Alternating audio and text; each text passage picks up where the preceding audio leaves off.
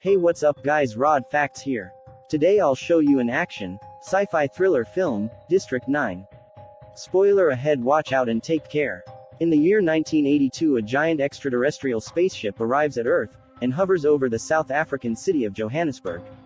Human investigation team find out over 1 million malnourished aliens inside, and the South African government relocates them to a terrestrial camp, called District 9. However, over the years, it turns into a slum and locals from Earth start to complain that the aliens are filthy, ignorant, law-breakers, who bleed resources from humans. In the beginning, people supported to give proper status and protection to the aliens. However, this has changed, and no non-human zone became normal. People felt that the money they spend on keeping the aliens alive must be spent on them instead. Pieces started failing to the vessel for months, and nobody knew where the aliens hid them. The military found lots of energy weapons inside the slum, and tension started to build. People became more fed up, and eventually the rioting started. The derogatory term prawn used for the aliens. Some say it is only used, because they look like prawns. As violence rose after 20 years, the government is forced to ship the aliens out of Johannesburg. They plan to move 1.8 million prawns to 200 kilometers away to a new camp. To make the move legal, every single prawn needs to sign papers and be noticed within 24 hours, before the operation. Pete Smith promoted Wickes to field officer to take direct command, although he is not the brightest of the people there. Wickes happened to be the husband of Pete's daughter named Tanya.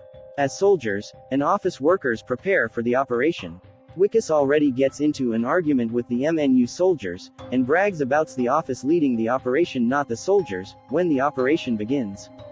We learn that prawns have no concept of ownership and property. As the convoy enters the camp, they see prawns destroying rubbish and preparing for a firefight. As they step out of the truck, shot were fired immediately. One prawn starts eating the spare tire on the vehicle as a soldier approaches the prawn and prods him. The prawn rips off his arm and kicks him back. The soldier shoot the prawn and a few others, while Wickes distracts them with cat food. On the other side, we see a prawn bribe with cat food. They learn that cat food is drugs to them. Gray Bradnam, the chief correspondent, tells us they think the prawns are the workers of the colony. They lost all their leadership, presumably through illness. Nigerian gangs were scamming prawns by selling cat food for exorbitant prices, making interspecies prostitution available, and dealing in the alien weapon. As they go from door to door, they find a breeding house, where a cow is hanging from the ceiling providing nutrition for prawn eggs. Wickes call a cleaning team. They burn the house to the ground with the S in it. They learn from Gray that the real reason behind the moving is weapons. As MNI stand for Multinational United is the second largest weapon manufacturer in the world. They discovered earlier that the alien weapons do not work with humans, as they are biologically engineered, and they exclusively activate with prawn DNA. On the other side, we see a prawn in a vest named Christopher, searching for a fluid what can only be found in their own electronic waste. A young prawn finds it, and gives to Christopher. We see them extract fluid, and making something with it. They hide the device, while Wickes and his team approaching in the house. Wickes searches the house for weapons, however instead he finds the device the prawns tried to hide. The device sprays a black liquid fluid in his face. He starts coughing, and asking the cameraman to cut that out of the video. They eventually find a stack of weapons in the house. Wickes takes a gun outside to show it off when the prawn attacks Dirk and throws him away. The prawn throws away Wickes as well, before the soldier shot him down. As the prawn begs for his life, Kubis executes him. Wickes is injured, however he refuses to go to a hospital and stays on site. Christopher sends his son out to watch out for humans. Wickes approaches the house, and as they try to make Christopher sign the papers, we see that he has a concept of property, and questions the eviction. Christopher also states that the MNU should give him a 24 hours, indicating NHIS capability to read English. The prawn says what the MNU doing is not legal, and refuses to sign the papers. Wickes threatens him by saying he is going to take his son away, and lock up the little on in one by one cell for the rest of his life. As he looks for the child prawn, he started to feeling unwell, and vomits behind the shack. Wickes leaves without a signature or the child as he feels dizzy after the container sprayed him with the back fluid. They stop at a local fast food restaurant to eat. when the others notice a black film coming out of Wickus' nose. Back to the MNU headquarters, Wickus' nails falls up. He rushes to the toilet, where he can easily remove his nails. Christopher and his son later goes back to look for the container, but they cannot find it. Wickus took it and strayed on himself. Nigerian gangsters extract weapons out from District 9 to sell them. They buy a battle robot for 10 cans of cat food. The Nigerians consume the prawns as they can consume their power as well to use their weapons. When Wickus gets home, his wife surprises him with a party to congratulate him for the promotion. Pete is furious about the too many dead prawns, and tells Wickus he will replace him if he is not capable of the job. When Wickus tries to cut the cake, he vomits black, and faints. He wakes up in the hospital, and when a doctor cuts his bandages, he reveals that his hand mutated to a tentacle. Just what the prawns have. The MNU comes, and puts him in a bag to take him away. When Wickus wakes up, he sees many doctors performing surgery and research on him. They find the container that sprayed him. After cleaning Wickus, the MNU performs a pain threshold test on him, which showed that the nerves have fused completely. The MNU test weapons with Wickus. If he can activate them, the test is successful. Wickus become the first human to be able to fire a prawn weapon. The MNU puts an alien as a target for Wickus. Wickus begs for them to put a dead pig there, instead of an innocent alien. However, the MNU makes him shoot the gun, killing the frightened creature. They discovered that Wickus can activate the guns even with his human hand. The MNU discusses the possibility of harvesting whatever they can from Wickus, since he is going to turn into a prawn sooner or later. Pete agrees to harvest Wickus, and says he will handle the rest with his daughter. Pete then goes to Tanya, lying to her that her husband is badly injured, and the doctors are doing everything they can to save him. As the doctor begins to harvest Wickus, he breaks free from his straps, and beats the doctors. He takes a scalpel into his hand, and threatens other doctors to kill one of their co-workers. Wickus escapes successfully. Pete sends Kubis after Wickus. The MNU puts lies about Wickus in the news, to turn public opinion against him. They lie that he had intercourse with a prawn and he has an infectious disease. After receiving no help, Wickus decides to head District 9, and hide there 40 hours. After the exposure, Wickus hides to the local restaurant and treats himself to a can of cat food. He is eating the cat food, his teeth start to fall out. Wickus' phone rings. It is Tanya. Tanya only calls him to tell him she believes the news in his father, and that she does not want to see him again. Wickus then takes an axe, and tries to chop off his prawn arm. He manages to chop off one of his finger, however, as he is about to continue, dozens of choppers flood the sky to hide from the choppers. He hides in one of the sack. Inside, he meets Christopher and son. Again, Wickus sees computers working on something, and as he begs Christopher to help him hide, he collapses due to blood loss, revealing his arm. Christopher hides him under his house. As Wickus wakes up, Christopher starts questioning him about the fluid. Christopher learns that the fluid is in the MNU lab. The kid tells Wickus that the black fluid was fuel for them to fly away. Christopher tells Wickus he could have fixed him, however it is too late now. Christopher says they have machine and medicine on the mothership to heal him. However, to get there they need the fluid. Wickus tells the prawns to collect more. However, the prawn tells him it took him 20 years to collect that amount, and it is impossible to collect more.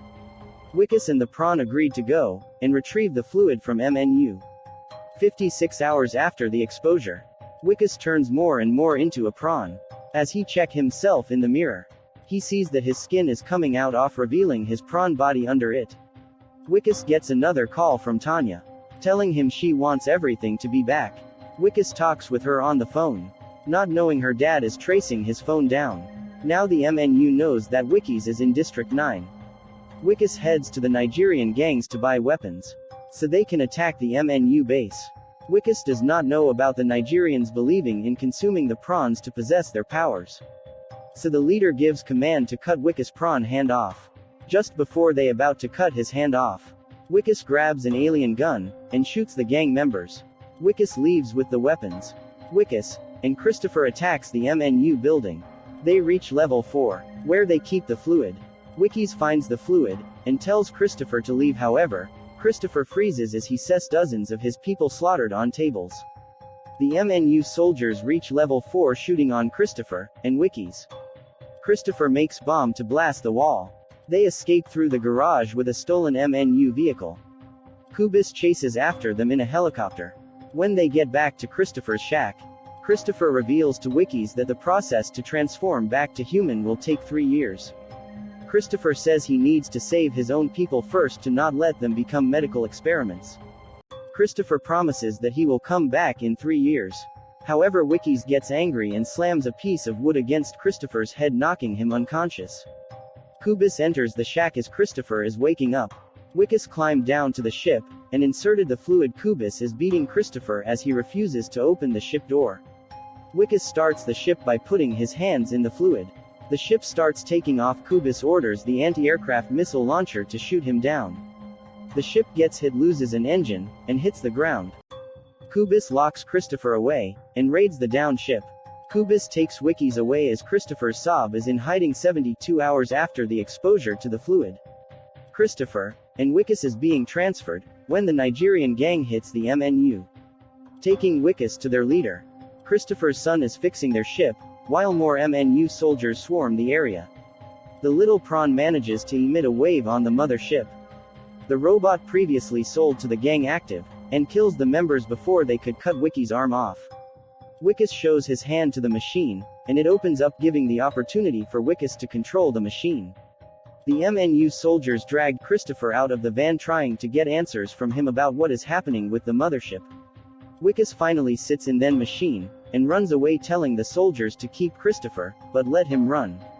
He starts to run, leaving Christopher to die. However, his conscience makes him turn back. He shoots the MNU soldiers. He leads Christopher to his boy while killing off remaining MNU soldier in the area. A high-caliber sniper rifle hits him twice and damages the machine. Wikis' machine breaks down and tells Christopher to go without him. Christopher does not want to leave him behind.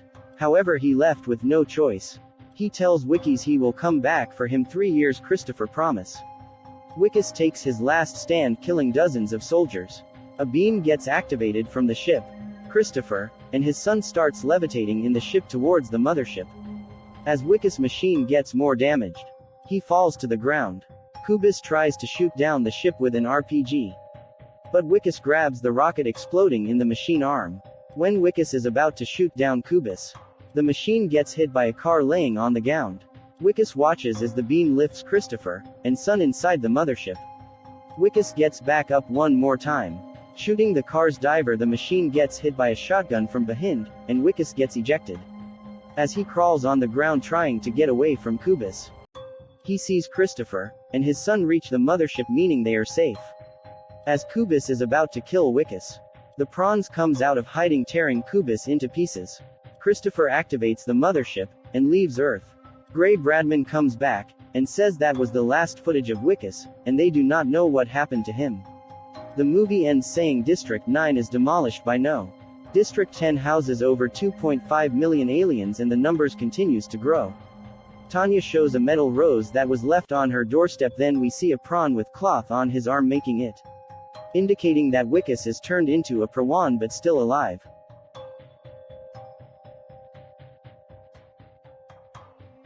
Before we say goodbye, shout out to JTL the vlogger, Joanne Kala, and Safcomundo. Thank you, I really do appreciate your support.